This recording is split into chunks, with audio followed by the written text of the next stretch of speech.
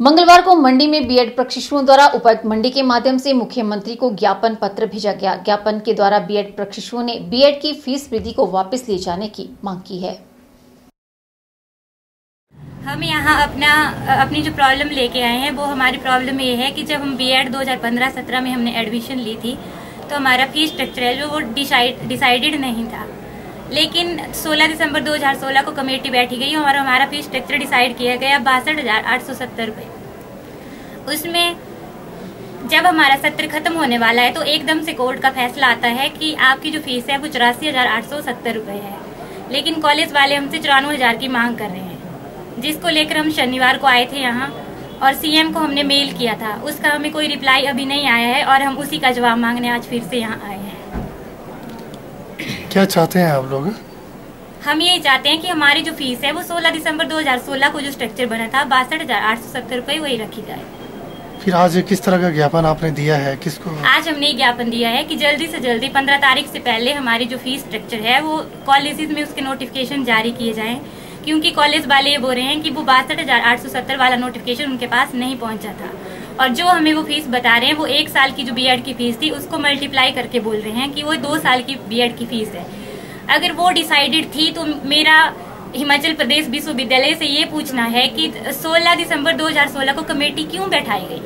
अगर वो फीस हमारी डिसाइडेड थी तो 16 दिसंबर 2016 को जो कमेटी बैठी वो बीएड कॉलेज प्रबंधन समिति है उनका जो बोलना है प्राइवेट एसोसिएशन का, वो बोलते हैं कि वो कमेटी प्रॉपर्ली चैनलाइज ही नहीं थी। अगर वो कमेटी प्रॉपर्ली चैनलाइज नहीं थी तो वो क्यों बैठाई गई?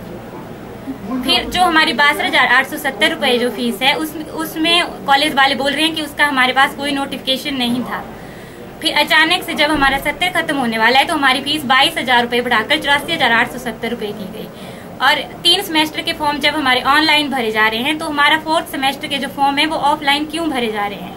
मेरा हिमाचल प्रदेश विश्वविद्यालय से और समस्त बीएड प्रशिक्षुओं का यही पूछना है कि हमारे 4थे सेमेस्टर के फॉर्म ऑफलाइन क्यों भरे जा रहे हैं। यूनिवर्सिटी से यह कहना है कि अगर हमारी फीस पहले से डिसाइडेड नहीं थी, जब हम काउंसलिंग के लिए गए थे तो उन्होंने कहा था कि आपकी जो है फीस स्ट्रक्चर अभी बना नहीं है, लेकिन उन्होंने ऐसे ही अवधारणाएं बना रखी थी कि हमारी जो फीस है वो 94,000 है और बाद में 16 दिसंबर 2016 को एक कमेटी बैठती है जिसमें बताया जाता है कि जो हमारी फीस है वो 62,870 रुपये है, लेकिन अभी जब 4 मई को नोटिफिकेशन आती है तो उसमें 84,870 रुपये फीस बताई जा रही है कि वो फीस है हमारी, लेकिन वो भी 2017 से लेकर 2019 के लिए बताई जा रही है।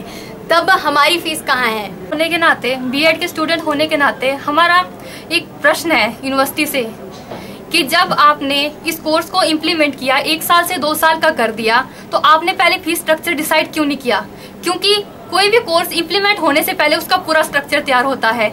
हमने बीएड में एडमिशन ली, हमें स्ट्रक्चर के बारे में ज्ञान नहीं था। हमारे बीएड में ऐसे कई स्टूडेंट्स आती हैं जिनके पेरेंट्स इस काबिलियत नहीं रखते कि इतनी फीस दे सके। किसी के पेरेंट्स ही नहीं है, किसी के पेरेंट्स डेली मजदूरी करके फीस जमा करा रहे हैं। तो आप बताएं, एकदम से कॉलेजेस वाले कह रहे हैं कि आपको फीस जमा करानी होगी तभी आपके फॉर्म भरे जाएंगे। एक मजदूर अपने बच्चों के लिए इतना पैसा कहाँ से लाएगा?